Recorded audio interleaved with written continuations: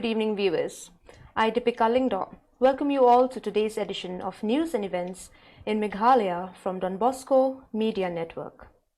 Headlines for today are: construction of new Meghalaya Legislative Assembly building will be completed by 2021, says Meghalaya Chief Minister Conrad K. Sangma. Government of India blocked 118 mobile apps including PUBG. Police Department of West Janta Hills District educates people on Juvenile Justice Act 2015. And now the news in details. The long-cherished dream to have new Meghalaya Legislative Assembly building at Mao Dyangdyang in the outskirts of Shillong is all set to become a reality. This was disclosed by Meghalaya Chief Minister Conrad K. Sangma in his tweet after review meeting with officials who are supervising the construction work of a magnificent structure to enable the 60 legislators to have a meaningful debate in the new environment amidst green pine trees. The old State Assembly, nestled at Police Bazaar in the heart of Shillong city, was reduced to ashes by a raging fire on the 10th of January 2001. The Assam type wooden Old Meghalaya Assembly was constructed in 1874. To speed up the work, the Chief Minister has targeted the completion of outer structure of the building in the next 8 months and all the interior work, including interior decoration, before the end of 2021. Official sources are skeptical where the state government as much of time has already been lost due to nationwide lockdown in an effort to contain the COVID-19 pandemic. Other sources said the present Meghalaya Democratic Alliance, MDA, led by National People's Party, is determined to ensure that the last assembly session in the new assembly building before the next assembly election. The government has blocked 118 mobile apps including PUBG, which are prejudicial to sovereignty and integrity of India, defense of India, security of the state and public order. The move will safeguard the interest of crores of Indian mobile and internet users.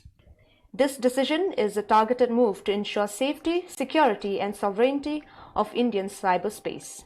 The 118 banned mobile apps include PUBG Mobile, Nordic Map, Livik, PUBG Mobile Lite, WeChat Work, WeChat Reading, Cyber Hunter, Life After and Warpath. The decision to ban such apps was taken by the Ministry of Electronics and Information Technology, as it has received many complaints from various sources, including several reports about misuse of some mobile apps available on Android and iOS platforms for stealing and surreptitiously transmitting users' data in an unauthorized manner to servers which have locations outside India.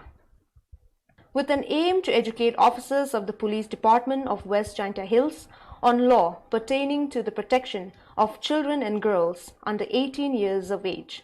Today, the Office of the Superintendent of Police, West Janta Hills District, organized a special awareness program called Interactive Session of Juvenile Justice, Care and Protection of the Child Act 2015. The program was conducted in the conference hall of the office of the SP, and Ms. Sneha PD Sangma, JMFC, Principal Magistrate, West Janta Hills District, was the resource person at the program, along with Ms. V. Jaden and Ms. A. Pasa, officials of the Juvenile Justice Board. The additional SP B. Chetri and the DSP headquarter MJ Marngar also attended the program. The program was chaired by C. Lingdo, DSP Crime, come in charge of Special Juvenile Police Unit. This platform for exchange of ideas provided today due to the insight that even though the police officers here are adept at handling cases pertaining to girl children, there is still room for some more awareness to be created on certain aspects, said Bikram Marak, SP West Janta Hills District, in his speech. He firmly believed that by organizing such a platform for the exchange of ideas face-to-face, it will help to a great extent to provide clarity on the different aspects of the Act. In her session as a resource person, Ms. Sneha PD Sangma gave a very clear presentation on the Act, besides highlighting how it protects children who break the law and those who have been molested. On the matter of how cases of those under 18 years would be dispensed, she said that the age of the children must be verified by examining documentary proof. And in the absence of such documentary proof, permission must be obtained from the Juvenile Justice Board before proceeding. She further said that when arresting juveniles, the word arrest should not be used. Instead, the word apprehend should be used, and a juvenile should not be handcuffed. She added that anything that is required to be done should be done by the District Child Protection Unit. Further, she also said that a case cannot be registered against juveniles who break the law, and in instances where there are others who are above 18 years of age, a case against such people only should be registered. Birth certificates. Basically that. And in the absence of such documents, you are to simply note down the date and place it before the JJB.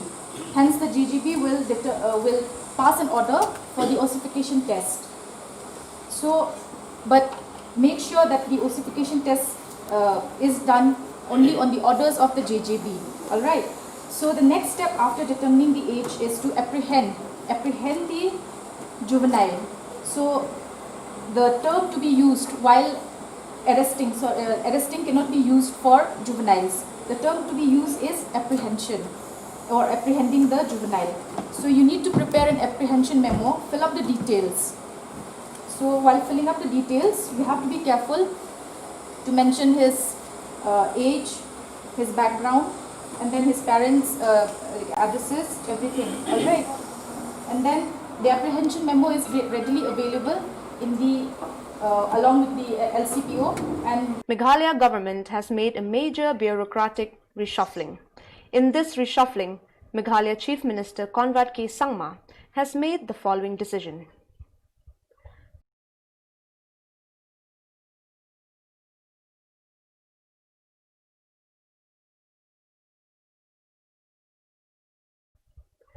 The All Hinyotrep People United Front has lodged a complaint with the Chief Executive Member of Jaintia Hills Autonomous District Council, Mr. Thombor Shiwat, against non-tribal agencies supplying security guards to cement factories in East Jaintia Hills District.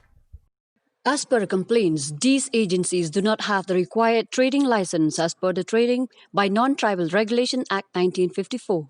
Further, it was found that while the factories have been set up under the names of locals in the area, they were operated and managed by non-tribals without trading license.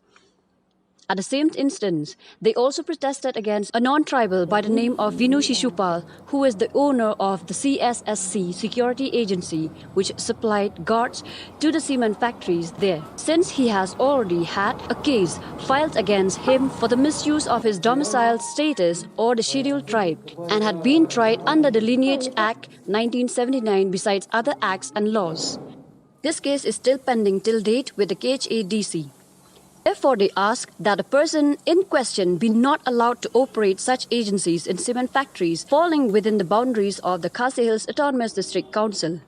By asking for such an action, it is not that we intend to interfere with their work, but it is to state that we cannot accept their imposition or violation of the law against our land and people, said the General Secretary of the All Hinyotrep People United Front, Chandamir Sungo, in his interview with reporters in the presence of J. Power, President of the organization, and other members of the organization.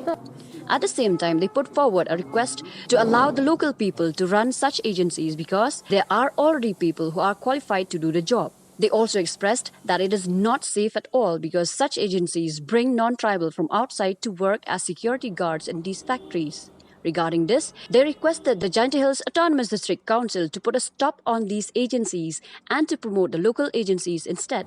From the All Hinyotrep People United Front, they have already sent letters to all the factories in East Jaintia Hills District to stop all agencies run by non-tribals. On this, the president of All Meghalaya People Organization also gave his support to the All Hinyotrep People United Front. Arun Kumar Kembhavi, 2011 IAS batch officer, has assumed office as the Chief Managing Director of Meghalaya Energy Corporation Limited. His appointment to head the power sector in Meghalaya came close on the heel of the demand made by the employees of MEECL that this prestigious post should be manned by an IAS and not by an MCS.